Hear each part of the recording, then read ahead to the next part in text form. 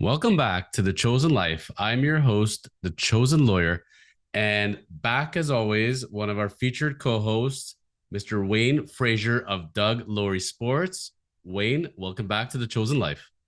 Good morning, Jonathan. And you don't look appreciably more tan than the last time I saw you.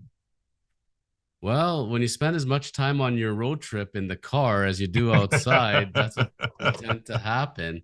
Uh, it's funny, I did a cross US road trip and buddy, I ended up in Colorado in the middle of the night, up in the mountains there, and minus 16 Fahrenheit.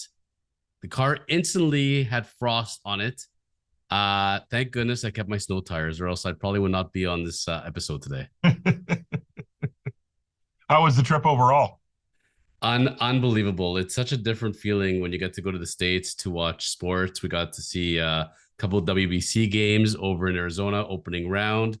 Got to see Mexico wallop the US wallop Canada. Got to see the Phoenix Suns play the Bucks. Well, Giannis beat the Phoenix Suns by himself, and the Vegas Golden Knights have a great arena, great atmosphere over there. Got to see a hockey game, and the Flames won 7-2 or 8-2 in hockey. So got to see some pretty good sports. Yeah, I haven't been to Vegas in boy, it's probably been about 10 years for me. And I what's one of the things I'm looking forward to in the next couple of years is going back down there because that's where we have our like industry conferences for the sports card business and stuff. And I'm really looking forward to go down there and see the Knights play, and maybe run into Tom Brady at a Las Vegas Aces game because we know Tom is nothing if not a great investor, and so putting a bunch of money into the Las Vegas Aces also, I'm sure that'll turn out just as well as FTX. So I'm embarrassed to ask you that. Is that a rugby team? I think that's the WNBA team there. I think they just won the title. Close. They did, eh? I was not aware that their season was going on. There's certain seasons I don't know what's going on. I don't know the WNBA, CFL. Unfortunately, I think the XFL is still going right now, but it's amazing that you watch mainstream media. I have on my Flipboard all the news coming out, and there's certain leagues that just don't get the exposure, unfortunately. Yeah, I was following the XFL to a certain extent because my beloved St. Louis Battlehawks, who were in the original incarnation of the XFL, are back there again. And AJ McCarron, the former Alabama quarterback and longtime backup at the NFL, basically turned down a couple of camp jobs or backup positions to be able to play so his kids could be there and watch.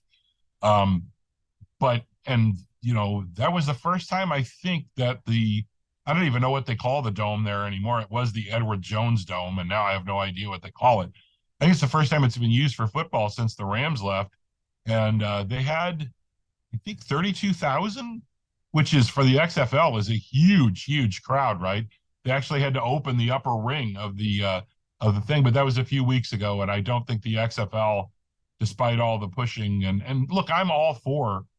I like extra leagues of football. I like watching the games and stuff. I like some of the things that the XFL has done. I like the kickoffs where everybody's up closer. The guy kicks off, and you have to kick it inside the 20 to the end zone, or it's a penalty.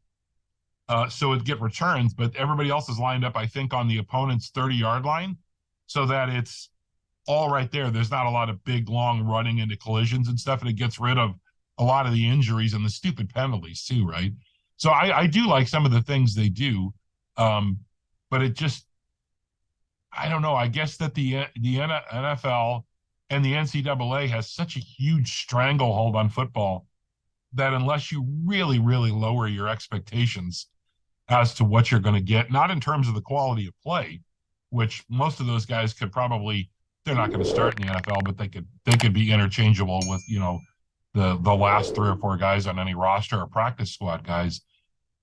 It's not the quality of play that's that bad. There's just not much excitement in the stands. And, that was the nice thing about St. Louis is it was kind of exciting to watch the game because people were there. You could actually hear the crowd, not so much in the other places, right? But I think they're 5 or 6 weeks in now, and I don't even my friends in St. Louis, I don't see them talking about it much anymore. Well, when you say the name AJ McCarron, the best I can know of him is his girlfriend. Yes. That's the worst thing when you're a quarterback and that's all you're known for is your girlfriend. But Well, and now I don't know if he won the national championship when he was Alabama or not. He may have, but he's now married, and I think his two kids are oh, 6 and 10 or something like that. So it was really cool. Actually, they did an interview with him I think after the first game, when they came back from pretty big deficits to win both of their first two games, and they interviewed him, and he was pretty emotional on the field after the first game, just about how excited he was to play for the sake of playing, rather than the money, and that his kids were there on the sidelines with him, right? So it was pretty neat. was it the same girlfriend became the wife? I believe so. Yeah. Good for him. And two Yeah. kids. Well, and that goes to show you, I just knew the girlfriend. Now we have kids 6 and 10, and he's married. So that's how much I followed his career. Yeah, So I'm pretty sure it's the same. I'm pretty sure it's the same girl. I couldn't swear to that, but we'll but leave it. We'll leave it at that. But I got a question for you then, how we can fix this XFL situation. So, with the G League and the NBA, I think the NFL's, they used to have NFL Europe or whatever the heck we called it. But why don't we make a minor league system for the NFL once and for all, a proper one? because the NFL has an existing minor league system, and it's called the NCAA. Seriously, they don't have to spend any money on it, right? I mean, and they get to dictate to the NCAA to a certain extent, kind of, you need to do this and you need to do that and blah blah blah blah blah. They don't need, I mean, I like that's ostensibly what the XFL is kind of supposed to be, is a kind of a farm system or whatever else. Um, the other thing is that I think that for baseball, if you're talking about baseball or hockey, I don't even necessarily know that it's necessary for basketball. Although I think it's a good idea that they do it. Baseball and hockey, I think it takes longer to develop the framework of the team concept and playing up to the speed of that league and that sort of thing, right? Um, baseball players, very rarely are they ready to play in the major leagues until they're 22 or 23. Jordan Walker starting for the Cardinals as a 20-year-old right fielder on opening day. I think he was the first guy since Pujols for the Cardinals, and it's very rare. You just don't get that very often, right? And with football, the other problem is that if you're going to develop a minor league, you're going to be dealing with guys who are 22 and older, right? Because you're not going to usurp the NCAA. You're not going to get rid of that. So then you pretty much know who those guys are by the time they're 22, right? You're not going to develop somebody to be at age 23. They're not suddenly going to become an amazing wide receiver and knock 0.2 of a second off of their 40 time, right? That, as Dennis Green once said, they are who we thought they were, right? I just don't think there's much that you can develop beyond what you see in the college ranks. Now, if you were to say we're going to get rid of the NCAA entirely and go with our own, then you're talking about, look at the pool. You're talking about, I believe there's more than 100, maybe 200 NCAA Division 1 and 1A teams, and now they're plucking guys from D2 and D3 also. So you have a pool of, let's say there's 75 guys there's 15,000 guys playing football that you can draft 200 out of every year. You can pretty much find the best guys, right? And then you've got this other system of practice squads and all the other things that are going on with the teams, that they can always bring a guy in from D3 as an undrafted free agent, give him a shot. No, he's not going to work. Or yeah, we're going to stash him on the practice squad for a year or two and see what happens, right? So the other thing is that for minor league baseball, with smaller teams and that sort of thing, even though minor league baseball is kind of starting to fall by the wayside too. And I'm kind of surprised that, I think it might be because there's a more of an international flavor to baseball and things like that they haven't really pushed for baseball players to be NCAA, leave them there for 4 years, make them go to college, right? There's a lot more push to draft guys right out of high school. And it used to be that almost everybody, nobody took college guys because they thought, well, they're 4 years along in their progress.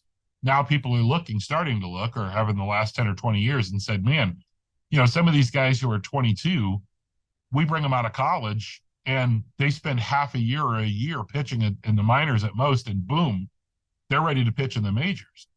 You know, you put a guy out of high school, again, very rarely is he ready to pitch. And now you're putting 3 or 4 years of wear and tear on his arm at the minor league level.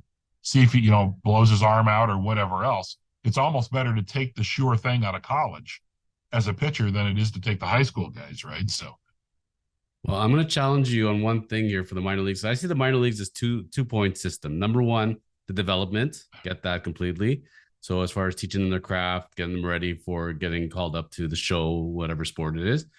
But it's also having game ready players so that if one of your players on your existing roster get injured, they can step in because they've been playing games. Imagine in the NHL, even you said the NBA, right?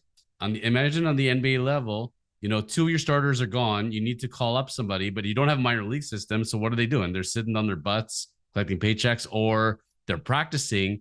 I don't think it's the same thing for me as game ready shape. So that's one of the nice things of having a minor league system. If they're actively playing games, they'll be in game shape ready to be able to jump into my roster if I need it. So it's kind of having those backups. And that's where in NFL, I know it's a short season, everything else, they got the practice squads.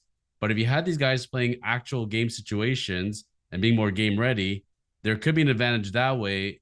But the other side of it, which you're going to say probably, is they're also more likely going to be injured, worn, and torn, so that they're not going to be fresh going into your roster. That's a big part of it too. And also you have to remember that the practice squad for an NFL team is pretty large, right? They carry quite a few guys. And in essence, those guys who are on the practice squad are getting more drilling in terms of like playbook and that sort of thing. They're getting more drilling than the actual starters are, right? So if you need to bring somebody up off the practice squad, first off, it's really, really unusual for somebody to come off the practice squad and start in an NFL game, because you got a 53-man roster. You're too deep everywhere at least, right? So if you lose a tight end, you've got two other tight ends on the roster, and then you bring up another tight end, and now he's your number 3, right? So it's really unusual for somebody they may get in the rotation and play a few snaps, or most likely they're going to play special teams, which not that hard to play special teams, right? So I think that the need for somebody to jump in and know the playbook and be able to do those things, I agree with you in the other sports, especially when you're talking about baseball. I mean, the whole point of the minor league system in baseball is games, because the feeling is, at least, that nothing teaches baseball like baseball game situations. And I think that's true, right? I think for basketball, I don't necessarily know that that's true. I think that, if you're talking about bringing a guy in and having him go off, a guy that you bring out of the D League or whatever the hell it's called now, it's unlikely that that's going to happen, because he doesn't know the play. Even though you know the playbook and you know the style, let's say, of Nick Nurse or whatever else, it's pretty tough to step in and be able to mesh with guys in a game that moves that fast and where the passing has to be so precise and that sort of thing. So I think all the gameplay, maybe that helps you in basketball like it does in baseball, but in the chance of being able to step in and do something right away, I don't think you're going to do very well. Hockey's kind of the same thing, right? I mean, you can drill and do all you want. And again, they have a minor league system at 2 or 3 levels because they want you playing games, because game experience is a big deal in hockey. But again, you call a guy up, it's not very often that he comes up and lights it up for the first couple of games. It takes a little while just to get used to the speed and everything else, right? So fair points. Well, we covered off then the XFL and the NFL minor league system and seeing where they're going, which, by the way, was not a planned topic, but that's how it goes here on The Chosen Life. So I want to start off today, Wayne, talking about, the big news from the wrestling end of things. Now, we've talked before about the Big Show and your days in commentating on wrestling. Very recently, we just had WrestleMania 39 pass through LA. Did you get a chance to watch any of it? I didn't see any of it. I've talked to some people who watched the matches, and it seemed like a mixed bag. I've heard from several people that they thought the Charlotte Rhea Ripley match was actually the best match of the entire thing. I know that it seems like some people were surprised that Roman Reigns won. I don't understand why they would be surprised about that. I mean, he's their gravy train right now. And while I know that Cody Rhodes came back, and I actually caught Cody Rhodes on the Rich Eisen show a week or two ago, talking about him returning and basically no hard feelings. AEW basically he just kind of said, I think maybe that was too big of a position for me at the position where I am in my career. I want to be a wrestler, not all this other stuff that's going on, right? I also heard that the Mysterio versus Mysterio match was not very good at all. I heard people say that it was like it seemed like Dominic was really slow in that match. So, I I didn't watch any of it. I honestly just I'm not that drawn to the big events any longer. I'm much more excited about the Barry Horowitz match in Impact, him beating Johnny Swinger. That was way more exciting to me than anything that was going to happen at WrestleMania. So, all I can say is that the WWE money printing machine rolls on, and it will now only get bigger. Well, first of all, the Mysterio match was one of the best matches of the night. We have a WrestleMania recap show on the Real Mark Bagwell show, which everybody can catch on Saturdays on YouTube. Now, taking aside Mysterio, bringing up Cody Rhodes there, we had a panel of 4 experts. We did our predictions before WrestleMania. We went a perfect 0 for 4. All of us thought Cody was taking the match. They were hyping up so badly week after week. He has to finish his story, had a big match right before WrestleMania, beat Solo Sikoa, who was undefeated at that point. It just felt like Cody is going to take it now. The Bloodline lost their tag team belt, so the Bloodline's going down. But it's funny, looking at the gambling sites that did take wrestling bets, one of them had Roman Reigns at plus 200. That would have been a fantastic. I know. It's like I felt like, betting on McGregor versus Mayweather, looking back on it. And, it's funny. They had the match. Spoiler alert, Cody lost. And then they come to the Raw after WrestleMania. They're supposed to have a tag team match with Cody and Brock Lesnar. Brock Lesnar comes out. He wants to team up with Cody to face Roman and Solo. And before the match even starts, Brock turns on Cody and demolishes him. Isn't it interesting with WWE and how it works that they bring up Cody, who essentially was screwing them by helping start up AEW, made fun of Triple H in one of the segments. They built him, hyped him up. Everybody's sure he's walking out there the next champ, and they crush him in 2 seconds. WWE has a way of doing that. Like Vince is so vindictive that he would actually pay you to come into the promotion just so he can screw you. Like he made Eric Bischoff kiss his ass, firing people on the air. It's a big power play. And with this big new merger coming up now with Endeavor, without a U, because it's not Canada based. It's funny, you write Endeavor here in Canada with OUR, but in the States, it's not with the U. It seems that Vince is back in power. He's better than ever. And he's apparently writing for creative again, which is not a really great sign for WWE. But overall, Endeavor says, hey, this man is a visionary. That's the word they kept using, visionary. So you're going to have to clarify something for me that I don't understand about wrestling fans. Okay. And the understanding of Vince McMahon and the scope of the WWE. Yes. When people say it's a bad thing that Vince is involved with the creative. Yes. Vince has been involved with creative for a long time. And the WWE, he's the guy who took WWF to where it gets to the point where Endeavor is now merging with all these things, right? So why is it a bad thing if Vince is coming back? Is it because people think he's senile? Is it because they, over the last 2 or 3, maybe the year or 2 before he stepped away from the WWE, that there were some things they didn't like? Because overall, I'd say Vince's effect on the creative in WWE has been nothing but a net positive since he took over. Big difference between Vince in 1980 or 1984 versus Vince in 2023. So the issue was when Vince started doing his power plays over the last couple of years, NXT was a great brand that got built up through Triple H. Vince decides overnight he's taking over NXT, turns it into NXT 2.0. They're no longer black and gold. They're these multicolor, whatever, and he destroys NXT almost overnight. Triple H hands over NXT to Shawn Michaels. Vince steps away. Triple H takes over creative over the last year and a bit, and the creative has been amazing. It's been a great flow of stories. Everybody's really happy with it. All of a sudden, Raw after SmackDown, it just has this weird flavor to it. In WrestleMania, you have this Brock Lesnar versus Omos. Like, this match made no sense whatsoever, but that's a Vince style match. All of a sudden, you're seeing the Vince handprints when Vince was not touching it over the last year or so. It was just getting rebuilt back. They were entering a new golden era. When he touches it right now, I'm sorry, it feels like it turns to crap. As somebody who is on the outside of it to a certain extent now, right, and doesn't watch it very often, but somebody who's involved in some of the merchandise, because we carry WWE cards and stuff, I can say that when WWE is most successful, it's when they're not focusing on the actual pure wrestling stuff like NXT. It's when they have one big dude who is running the show. I have NXT cards over here. Nobody gives a crap about that stuff, right? The guys who are hardcore wrestling fans, they care very much about it. The same way the guys who are fantasy football fans care about watching, some obscure college to see if this guy's going to come out, or baseball guys are watching the minor leagues or whatever.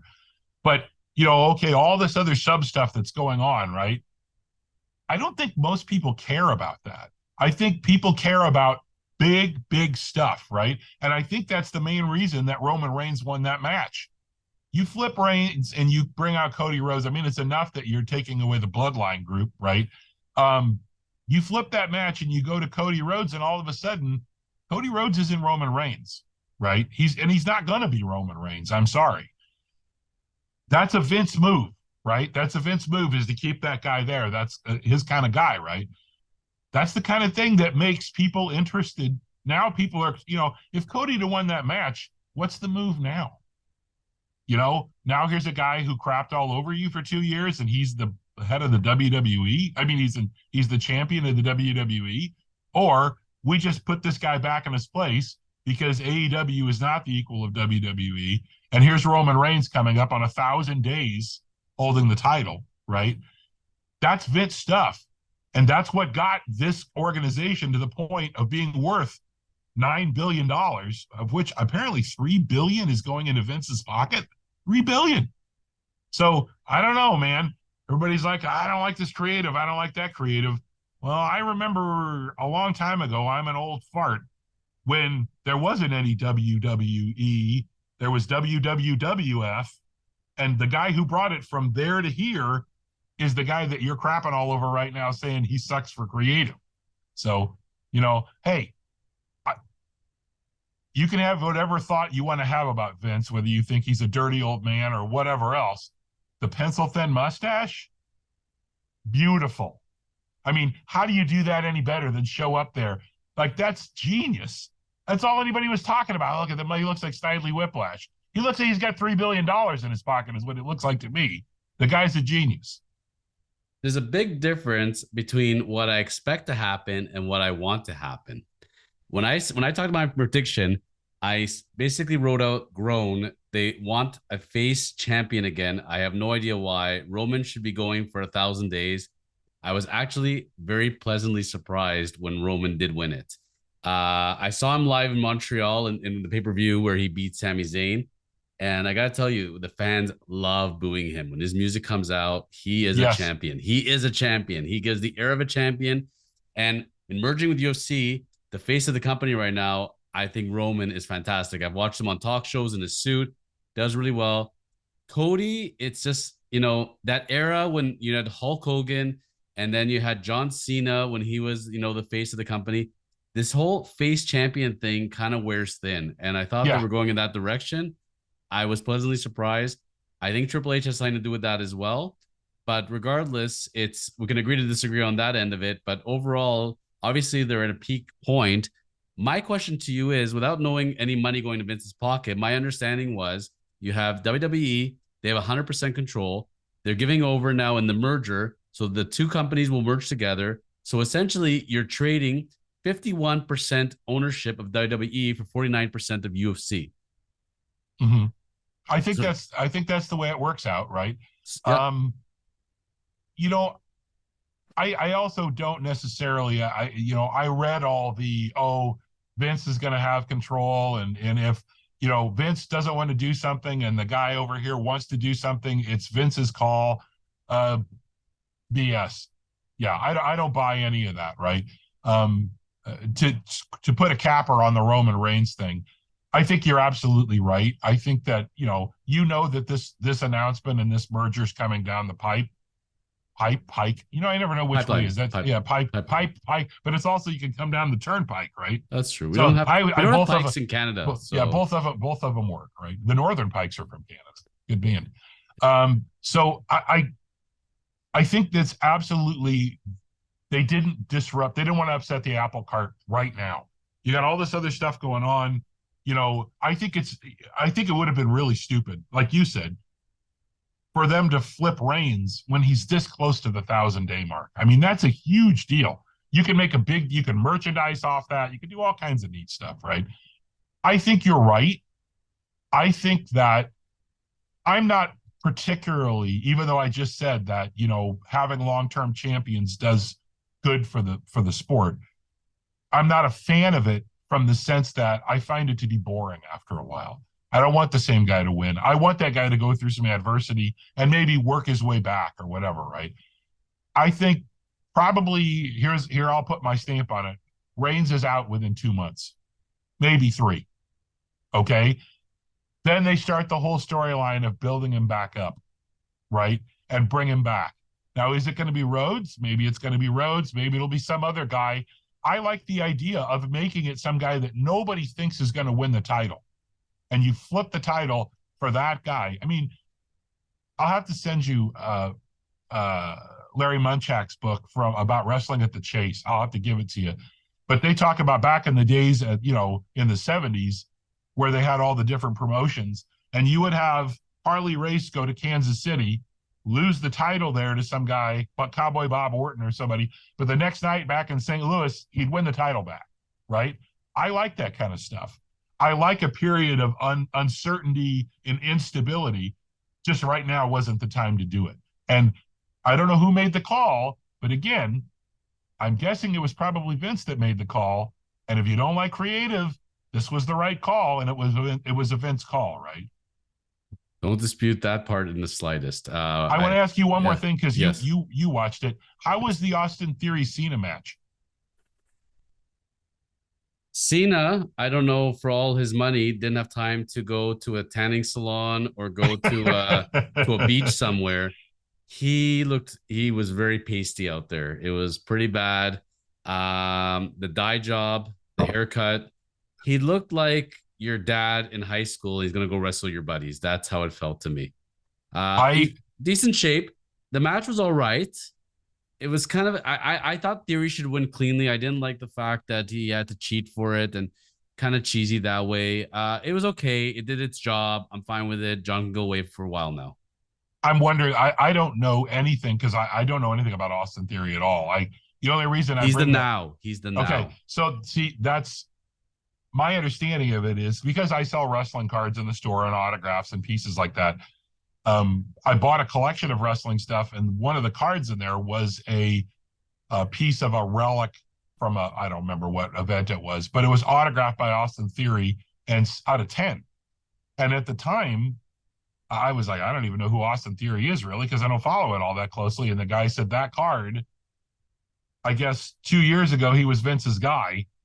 And when Vince kind of stepped aside, they kind of buried him again. And then as soon as Vince came back, Theory jumped back up. And now I sold that card the other day for around $450 Canadian. And the guy was very happy to get it. And now I'm thinking maybe I sold that too cheap. I should have hung on to it. But you know what? I'm happy to get the money out of it for sure. But I know that this guy was the fellow that sold me the collection was saying, as long as Vince is around, he really likes this guy and he's going to get the shove, right? So I was like, oh, whatever. Again, Vince's dude wins, right? So very debatable because when Vince stepped away, that's when people thought, okay, now, and he was starting to get squashed before that.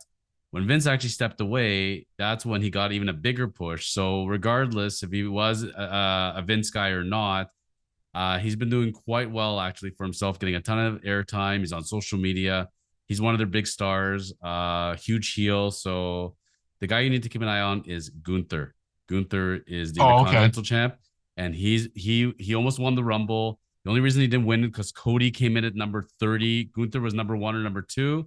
They were the last two, and Gunther got robbed. Oh, yeah.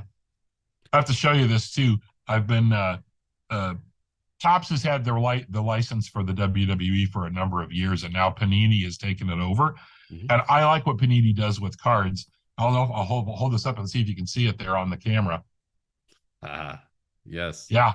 So this product, this Chronicles product, has not sold particularly well for me, but boy, do I like opening it because it has Superstar Billy Graham, Andre the Giant, Roddy Piper. They went back and did all of the old guys in the new cards. Man, is that awesome. And there's nothing as an old wrestling guy for kids to come in and they're looking for Roman Reigns and they're looking for whoever. And I'm like, hey, you know who that guy is? And they're like, is that Andre the Giant? Holy cats. And I'm like, yeah, you could actually have an Andre the Giant card now for a few bucks instead of, man, like wrestling cards from the 80s now, hundreds to thousands of dollars for some of the really short printed stuff, right? So anyway, people love nostalgia. So gotta ask you, in your estimation, why would WWE not sell to a third party, cash out at the 9 bill, call it a day, instead of merging in with UFC and building this big empire but losing control? I think the answer to that lies in Vince and the family, right? I don't think the family is done with the business. I don't think they wanted to be done with the business. And I don't think you're going to get somebody who's going to put the money in. You know, there was a lot of talk about Saudis buying in, and in a sense, maybe they have here, right? Because, Peacock or whatever, right? I think somebody who would have wanted to buy in, one, with what happened over the last couple of years, would have wanted Vince out completely. And two, would have really said, you know, we're going to put this in our own direction, blah, blah, blah, blah, blah. I think there's also some loyalty, I think, to Vince with the rest of the group. If you turn them over to somebody else, who knows what they're going to come in and, oh, we're going to fire these people and these people are gone and everything else. I think Vince having some control here and being able to say, you know, this is how things need to be run. I think that was just too, you know, the money and the ability to keep your hand in it is just too big of a carrot. I don't really feel like they wanted to completely step away from it either, right? I mean, I guess I look at it as if I own something and I could get $3 billion for it and not have to do anything with it. It's like people ask me about the card shop. If somebody came in here and said, oh, I'll give you X million of dollars for this, not that it's worth that, but, you know, what would you do? And I said, I would probably sell the card shop and then move somewhere else and open another card shop. I mean, I just enjoy what I'm doing. And I think that's probably true for Vince and everybody else in his family who's still involved in it, right? So I think combining those entities together and the cross promotion abilities and marketing and I think at the end of the day, I mean, if you think about it, you're trading 51% of something worth $9 billion for 49% of something worth $12 billion. That's pretty effing good. And when they do the math on that, I think the valuation on it in the end of the day, you're going to look at this thing in 10 years, for example, even just the interest in the 49% in WWE will be worth more than what 100% of it today. Like, that's how big they're going to grow. It's going to be a monster. It'll be fun to watch. And people talk about, you know, the synergy and all that sort of things, corporate stuff that goes together. And you would know that sort of stuff far better than me. Are there two organizations that have like more parallels in how they make money than the WWE and the UFC? I mean, they pretty much run on two parallel tracks, right? So now, not only do they fit together the only problem I see with this is I have a bit of an issue with the UFC being part of, you know, being tied to the WWE and people then saying, well, you know, this side is all entertainment and this side is not fixed at all or anything. Not that people didn't think that to some extent about the UFC in certain portions anyway. But I mean, aside from that sort of kind of weird this is fake and this isn't, and kayfabe and all that kind of crap. These are two organizations that if you were going to put them together, they're like peanut butter and jelly, right? Or honey and banana sandwiches if you're Elvis, right? These two things go good together, and they will do nothing but complement each other and make it easier for them to sell tickets and cross platforms. You can now do pay-per-views, and you can bring in a guy from the UFC now, not to wrestle, but hey, we're going to be here, and he just shows up, and oh, by the way, he's going to kick the crap out of one of our guys. Oh, is he coming to the next show? No, he's not. But there's just a lot more things you can do with this. It's I don't see a downside to this really for any of these people, right? So imagine a strut off between Vince McMahon and Conor McGregor. Like, the possibilities are endless. That's Vince. It's Vince 100 out of 100 times. Vince wins any strut off. With the biggest rooster in the world, Vince wins that strut off. Well, going to the next topic, talking about strutting their stuff.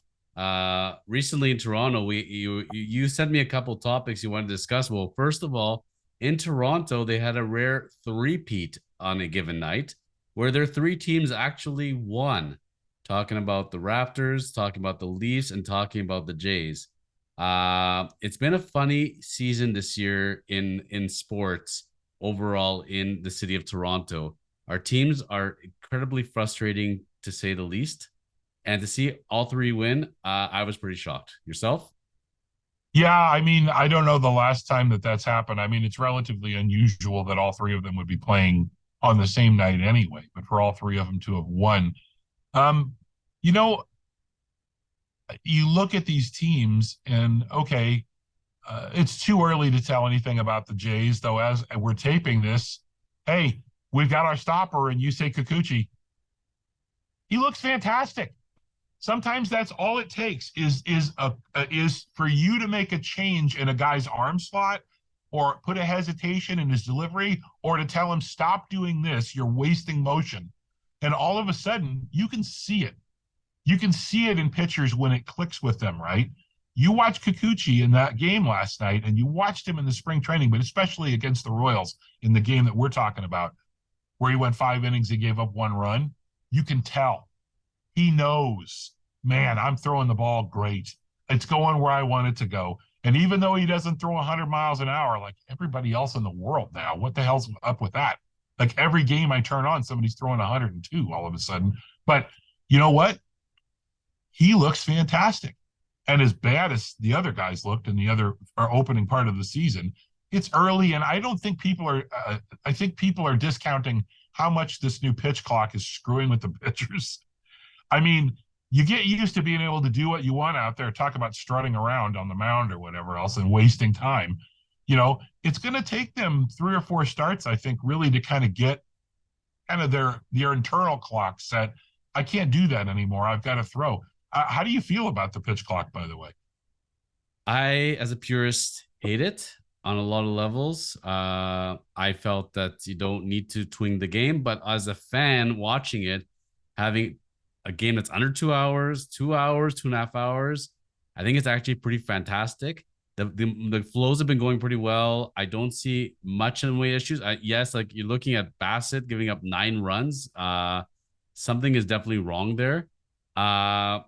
If it was me, I wouldn't have done it. But now that it's there, I'm actually enjoying it because I like the pace of the games. Yeah, exactly. I agree with you. I won't say that I'm a purist. I'm pretty much down that same road.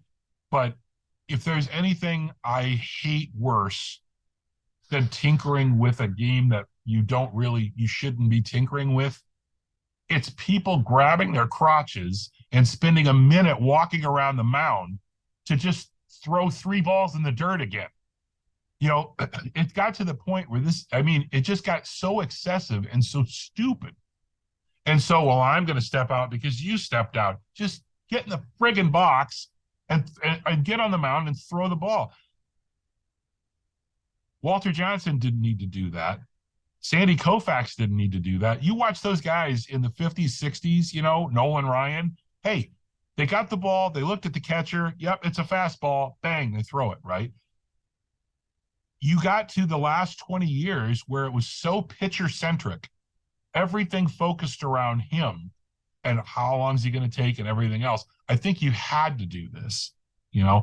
Now I will say I'm not a big fan of them getting rid of the shift, although I understand why they did it. My thing is, I've always been a guy that says, hey, look, if you're going to shift, bunt until they don't shift anymore. And again, I think that's a flaw with baseball. They're like, well, they don't pay me to bunt. They pay you to get on base, dummy. And if they're going to give you first base, take first base, right? There have been a lot of teams that could have won a lot of games that way, but instead they just wanted to keep hitting. You know, Ted Williams didn't hit the other way most of the time when they put the switch on him in the 40s. But that was a little bit different because it was only him that it was happening against. And still, he would bunt occasionally or slap the ball the other way. Yeah, so I absolutely like the pitch clock. I'm a big fan of just, hey, what's the old Dave Chappelle? Hey, wrap it up. They had the wrap it up button. That's enough. It's not about you throwing over 15 times or fidgeting with your arm or trying to get the Vaseline off your cap or whatever you've got that you're influencing the baseball with. The Garrett Cole was using Garrett Cole and the Yankees. Yeah. Well, using the dry stuff, alleged. Yeah, whatever. His spin rate dropped about 300 RPMs when they started checking him, right? So, but as for the other teams, I think it's too early to really say anything about the Blue Jays. Although, hey, I love Dalton Varsho. I was super happy about that trade. People are like, I don't understand. I'm like, you will. You'll get it, right? You got to love a guy who bunts for a base hit. There you go, right? They said that in the thing. He's bunted 16 times in the last 2 years and now 17 and reached 16. That's crazy, right? The Raptors,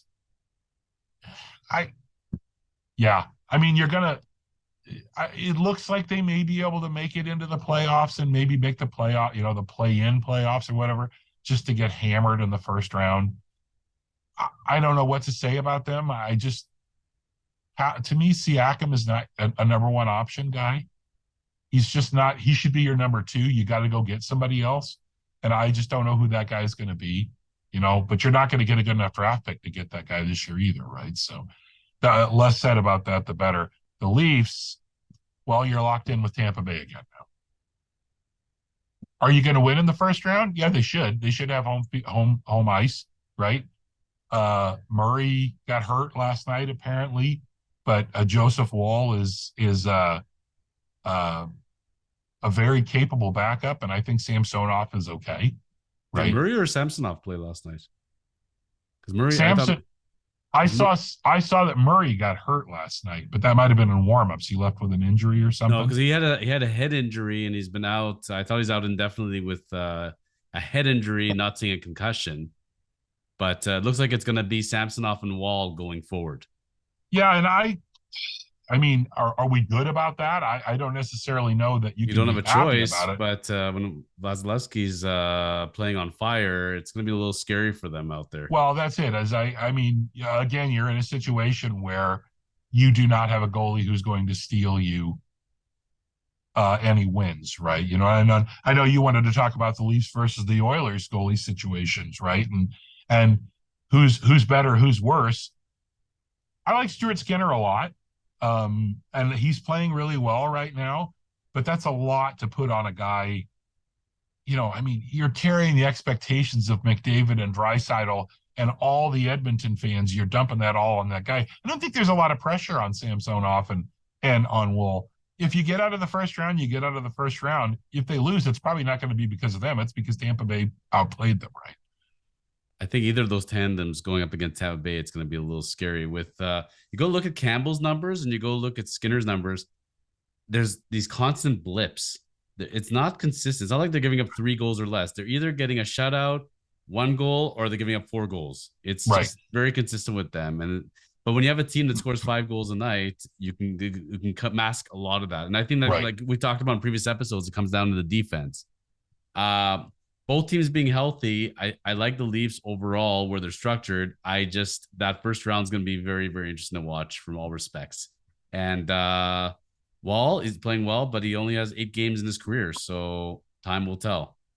And look, if they beat Tampa Bay, and I would give them a 60-40 shot of beating Tampa Bay this year. I don't think Tampa Bay is improved, and I think that I think probably the Leafs are the slightly better team. So, and if you have the home ice advantage, I would give them the nod.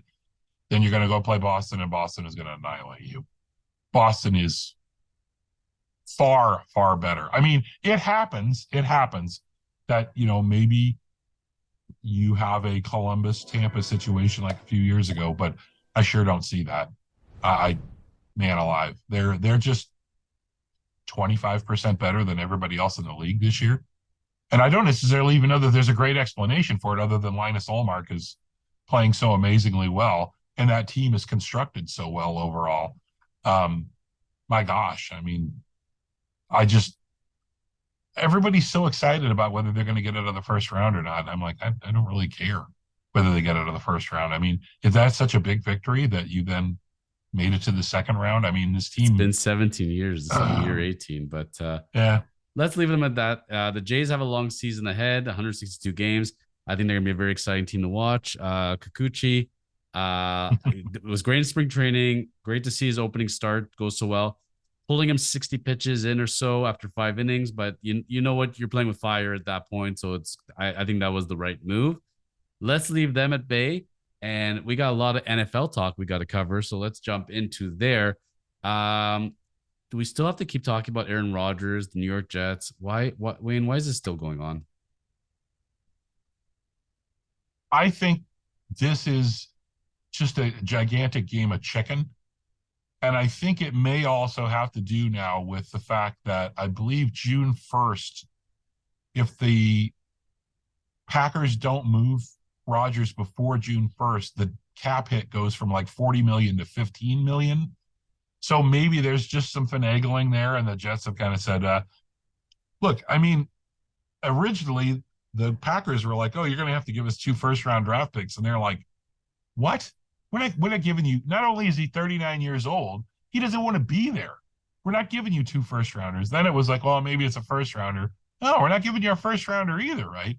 The discussion, I guess, becomes, when you get to the second round this year, I think the Jets have 2 second-round picks, or is it like, I know where you're going with this. San Francisco has jumped into the discussion in the last week or two.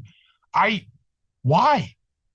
I don't understand. Like, I mean, I guess if you can go get Aaron Rodgers for a year, but then are you just absolutely saying, well, Trey Lance is done? We're finished with him. Brock Purdy can sit on the bench for another year. That's no problem. And Darnold doesn't cost you a lot of money. But, I mean, if they could get him I see the things I'm being banding about, I think, are a second this year and a first next year, or a second next year that could become a first.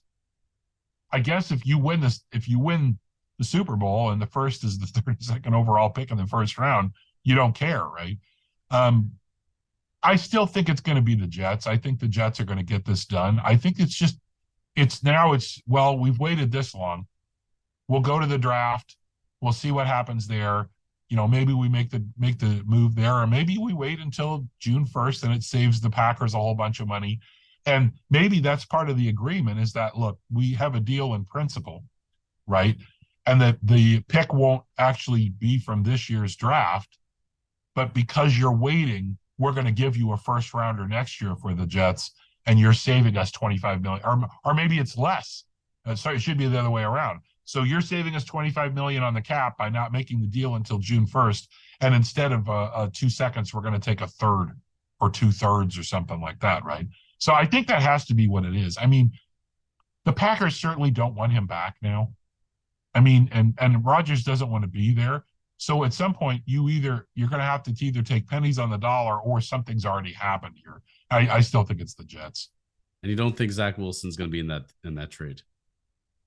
I guess with Jordan Love being there, they don't really have much use for him, and I don't know if they want him. I think want and good idea are 2 different things here, right? Do I think that the Packers would want Zach Wilson back if they could get him as part of the trade? Yeah, I think they would want him. Does it send the right message to Jordan Love that we're going to bring Zach Wilson in right when we said we're fine with riding with you? probably not. But you can't base your future of your team. The other thing is too is that you bring Zach Wilson in and say Love isn't ready, and Wilson comes in and plays pretty well, but you still think Love's your guy. Now you flip him later on, right? And you get something else back for him there. I just don't see that though. I don't think the Packers would be. I don't think they would be interested in taking him back in that deal. I just think it upsets the apple cart more than there's a lot of problems there right now to start with. Although, that team is still pretty good, right? Even with Jordan Love, or if it was Zach Wilson or whoever the hell else it was, they're still okay. I just, from a purely personnel standpoint, I'm not done with Zach Wilson.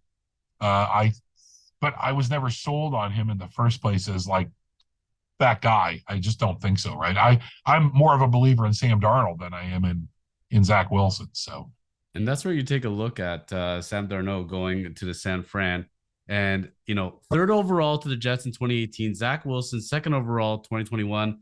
Now they're going to get Aaron Rodgers. Why can't they put this thing together? Is it just bad luck? Is it bad coaching? What's your thinking of why with their quarterback mismanagement, I guess? Well, in Sam Darnold's case, that was a terrible coaching staff. Their offense was horrendous. And he had very little around him. I mean, they were terrible, right? The offensive line was terrible. They just were bad. And then on top of that, you have a bad offensive coordinator and a bad head coach. So I don't blame Darnold for much of that. And like I said, I'm betting on Darnold being the starter for the 49ers week 1 because Purdy is not going to be ready. And I don't think Lance is going to be ready either, frankly. I know they're saying they think he's going to be ready, but I just think they're going to look at him and go, you know what? We're going to take it easy on this. We'll put Darnold in for 2 or 3 weeks. That team doesn't, that's kind of the issue to me is that team doesn't need Trey Lance. That team doesn't need a guy. They don't need a quarterback to run the ball. They have McCaffrey. They have Elijah Mitchell. They have a good wide receiving core. They have Kittle. I mean, they have a really good defense too. Sam Darnold is perfect for that offensive scheme. This was made for him. If he gets a chance to start, I've been picking up his rookie cards when I can and putting them away because I think he's going to start for 3 or 4 weeks and he's not going to be Pat Mahomes, right? He's not going to throw for 5 touchdowns, but I think he's going to win those games and he's going to be pretty darn good. And people are going to go, oh my God, Sam Darnold's found it. And they're like, no, Sam Darnold never lost it. He had it the whole time. He was being used improperly and he didn't have a good team around him. When you put the team around him and you play to Sam Darnold's strengths, he's a really good quarterback. And I'm really excited for him. It's only a 2-year deal. Do I think the question is then becomes, let's say Darnold goes out and goes 3-1 or 4-0. Now Lance is healthy or Purdy's healthy. What do you do? Right? Do you replace Darnold with Purdy? Do you replace him with Lance? I mean, if you replace Darnold with Purdy, it's not that big of a change in terms of how you're running the offense. You replace Darnold with Lance, that's a totally different offense, right? Because Lance is going to want to run the ball, and that's not wouldn't be the focus while Darnold and Purdy was under center, right?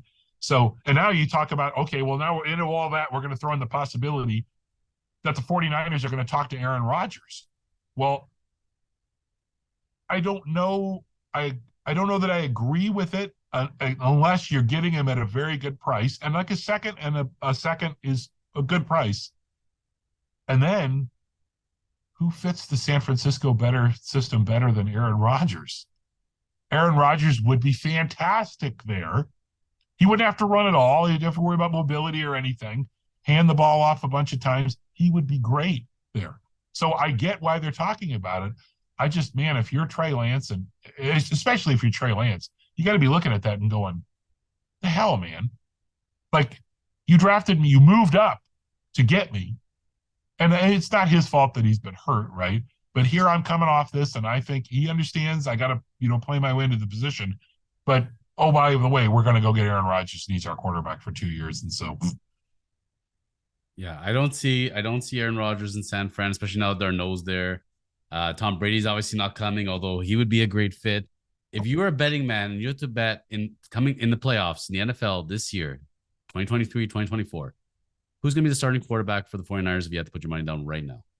Looking in your crystal In the ball. playoffs, Brock Playoffs. Purdy. Brock Purdy. Agreed. Done. Yeah. If you're also betting man, what jersey is Lamar Jackson going to be wearing this year? None. I was going to say a Gucci suit doesn't count, but Yeah, I actually think there's a pretty good chance that he sits the year out. And this is all his doing. Like, this is just dumb, right? Look, you want to be disenchanted with the Baltimore Ravens. I get it, right? They have not done a whole lot to help him out in terms of bringing in good talent and things like that. But to go out and, basically at the moment that Jim Harbaugh is going to be speaking at the owners' meetings and the NFL meetings and tweet, "Oh yeah, I asked for a trade on the second, and this is not my fault," and whatever else. I mean, and Harbaugh said all the right things in the conference. "Oh, we love him. He's still under contract," and all this stuff. If he had made some sort of decision 2 months ago and said, "Look, hey, where the hell is he going to go now?" You're basically down to Indianapolis, and Indianapolis is going to draft a quarterback. So they probably don't want Lamar. They don't want to sign a long-term deal. Washington, is Washington a good fit for Lamar Jackson? I mean, I don't have anything against Lamar Jackson as a football player. He's an amazing athlete, a great quarterback. Well, I don't want to say he's a great quarterback. He's a great athlete, right? But sometimes that's, if you build the system around that guy, Lamar Jackson, he was an MVP, right? He's a fantastic football player. You build the system around him, you're probably going to make the playoffs. But does Washington, especially in the ownership change and all this kind of stuff, want to commit that kind of money in a guaranteed contract? Probably not. Atlanta, I don't know why they're not going after Lamar Jackson. He would seem to fit their team. They seem to be kind of invested in Desmond Ridder, but and I know it's money too, right? But I think a lot of it just has to do with, I think teams looked at this and looked at kind of the question about why didn't he play in a couple of games over the last couple of years and said, so, the Ravens thought you were going to play in the last week of the season and then you didn't.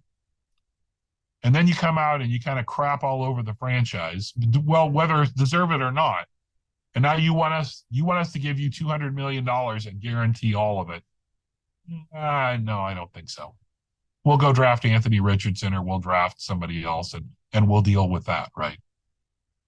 I just don't get it on any level, honestly. I think the best fit was staying put, just figure out a way to make the monies work. It's good amount of money, security. I know it's not all guaranteed, but 50 million of it, 100 million of it's guaranteed, whatever. Something along the line, I have a feeling this got very personal. But at the end of the day, Deshaun Watson gets his contract given who he was. I would think that he can match that contract. I think that's what he's thinking, but I don't see any movement on there. So I wouldn't be surprised if he's not playing as well. So let's see how time tells on that one. Yeah, it's kind of amazing that in a league that never has enough starting quarterbacks, a guy who clearly is in the top 10 at the very minimum of quarterbacks in the NFL, and probably the top 5 if you're playing him in a system that plays to his strengths, has a real good shot at just sitting on the sidelines for an entire year, right? And it also just shows you how incredibly stupid that Deshaun Watson contract was. Like, that was just ridiculous, flat out dumb, right? So might as well just sign Johnny Manziel while you're at it. As we sum up today's episode, Wayne, we got a final question for you from the NFL and about running backs. Why are they so valueless in this day and age? Like, you used to have the days when, you had to have a key running back, quarterback, tight end. What is it about running backs now that it seems like they're just so interchangeable? I think it's exactly what you just said. Expendable is another way to say that, right? I am still a proponent that if you have a guy like Derrick Henry, or you have a guy in a completely different vein like Christian McCaffrey, right? If you build your offense around giving that guy the ball 25 times a game, whether it's through the passing offense or whatever else, and you know that guy's going to get you 100 to 150 yards from scrimmage per game, you pay that guy. I think the big issue is that teams look at the Chiefs, and the Chiefs went out and signed a couple of bargain basement guys and drafted Isaiah Pacheco, and Pacheco ends up being your leading rusher at 800 yards, scores a touchdown in the Super Bowl, and you're paying him bupkis, right? So you can spend that money on an offensive line, and so and all these other things, and guys who their careers will last quite a bit longer than a running back, right? So this whole situation with Austin Eckler, you're talking about a guy who's got 38 touchdowns in the last 2 years, and his team's like, yeah, you can go seek a trade somewhere else because he's going to be 28 and I think in a couple of months, right? He wants a 4 or 5 year deal, and the team looks at that and goes, in 2 years, you're probably going to be unusable. We'd rather cut you loose now and go draft somebody. And the real thing of it is that, like we were talking about earlier in the show, you've got this deep practice squad, you've got all this time and all these facilities. How different are running backs once you get past the first 2 or 3 in the draft every year? Not very. There's a lot, so you should be able to go out and watch tape and find a guy like Pacheco. Find a guy. Eckler wasn't super highly drafted either, right? Some guy in the 3rd to the 5th to the 6th round to an undrafted free agent who can do the job. And if you get 3 of those guys and 1 or 2 of them gets hurt and you're not focusing on the run, what do you care if they only get, you're basically using them as decoys more than anything else to run the play action off of, right? It's not the way I would want to run an offense. As an old lineman, I'm a 3 yards in a cloud of dust guy. I want to see somebody. I want to see Derrick Henry.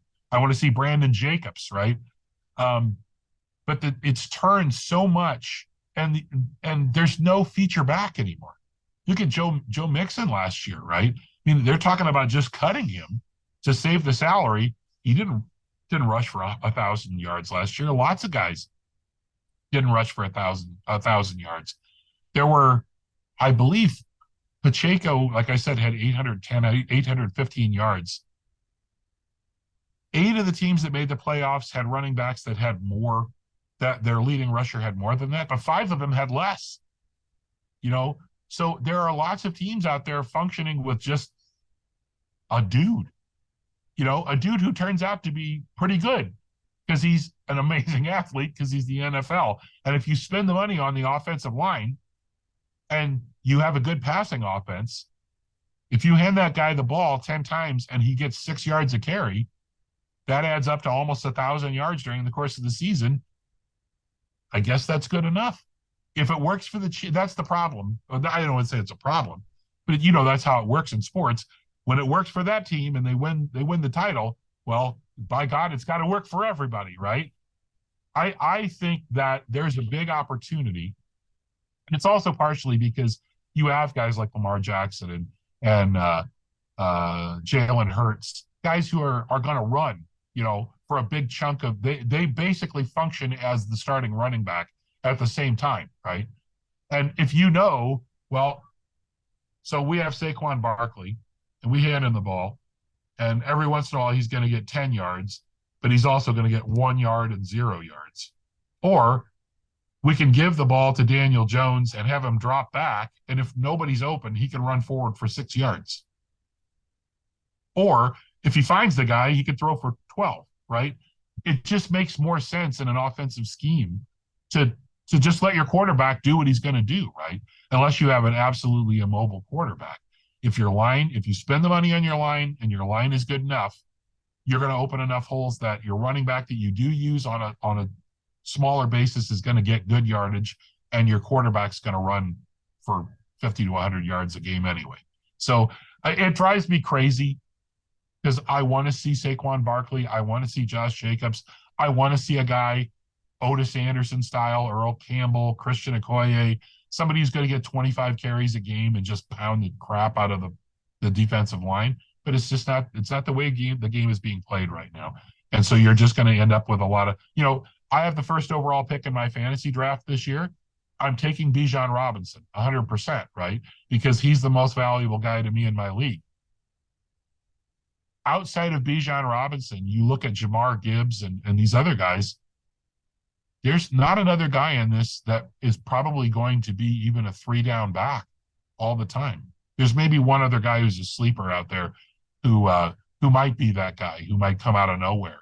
But that will be more of out of opportunity because they can pay him next to nothing, and he's big enough to handle it, right? And he's got pretty decent pass catching skills. There's one guy in this draft who maybe qualifies as a Barkley or a Jacobs, and everybody else is that same dude, 10 to 15 carries a game and a few catches, and we'll worry about throwing it 50 times a game. How much of this, summing up today, how much of this do you think comes down to salary cap as well? And I think this is across all the leagues now. Mm-hmm. It's like, why do the Leafs not go out and buy an $8 million goaltender? Well, because you give all your salary to 4 or 5 players, you're going to have to go bargain basement shopping somewhere because otherwise the monies don't add up. So, and it's funny because you think in hockey, the goaltender is just as valuable as a quarterback in football, but not quite the case. They're saying as long as we put decent defensemen there, we score a ton of goals, any goalie can get a 2.2 goals against, and that's where I'm seeing across the board. In baseball, the salaries are climbing at alarming rates. Everybody's getting a $20 million deal all of a sudden. Well, that's not going to work. So they're going to pick these positions. We're going to say, these are where we're going to skimp out on. And these guys are not going to get the money because you can only have so much go around. Closers are making 20 plus million a year.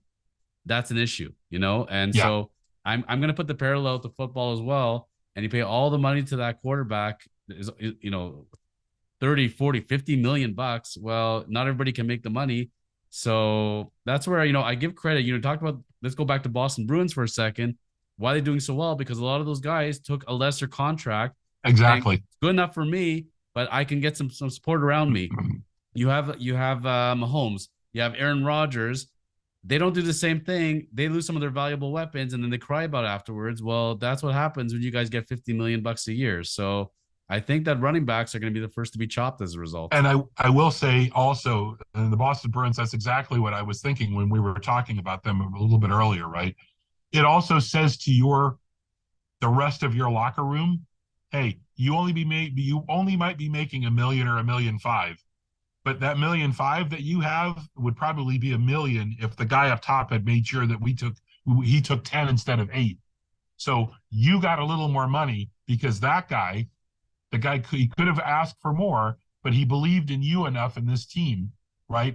That creates a pretty amazing locker room. I'm reading Jimmy Devalued's book, The Road to Hockeytown, right now, and Jimmy was a long-time general manager of the Red Wings, and he was the assistant GM for the Islanders from the time they started until when they won the first 3 Stanley Cups of their 4 in a row, right? I'm reading right now about when they traded for Darryl Sittler, and he said that one of the things that Mike Ilitch said to him in the 85 offseason was, we're going to go out and sign all the college free agents we can because it's just money. When they targeted 7 of them and thinking they're going to try and 1 or 2, Ilitch said, sign them all. Sign them all to 4-year deals worth $1 million, which is a huge amount of money in the NHL then, for unproven players, right? And Ilitch was actually not happy they were only able to sign 5 of the 7. One of them was Adam Oates, right? But during that season, what happened was, so they had a bad team. They had made the playoffs for the first time in 6 years. They had a bunch of veterans, though, and then they had all these college free agents that were making $250,000 while they made $100,000, and it tore the locker room up. They were just like, who the hell are these kids to walk in? Especially they're not that good. Other than Oates, none of the other guys made it, really, and it just destroyed the locker room. There's a lot to be said for balance in the locker room, whether it's paychecks or, access to playing the music after the game when you win or whatever. That's a big deal, right? You talk about teams in the NFL, I think you're going to get to a point where, people are going to they're looking at running backs right now as, well, they're just interchangeable or whatever else, right? Somebody in this draft class, in this free agency year or next year is going to get lucky and sign somebody like David Montgomery going to Detroit, right? Or Jamal Williams going to New Orleans. Now, Williams is kind of an outlier because he has, I think, 16 or 17 touchdowns, but like 14 of them were inside the 5-yard line, right? But somebody's going to hit one of those guys on a deal where it only pays them $4 or $5 million a year for 2 years, and they're going to win it. They're going to win a title or go to the Super Bowl, and then everybody's going to be like, "Oh, well, wait a minute. We shouldn't be putting absolute rookies or zeros in there. We should be going to get a guy, and instead of it being 2 years, $8 million, it'll be 2 years, $15 million to sign the guy you really want." And then all of a sudden it will go back the other direction. And people are like, well, where can we cheap out now? Oh, we can cheap out on tight ends, right? We can do this, we can do that. Part of the reason that the Chiefs have been able to cheap out on running backs is because Travis Kelce functions as a running back in a very real sense. 12 touchdowns last year.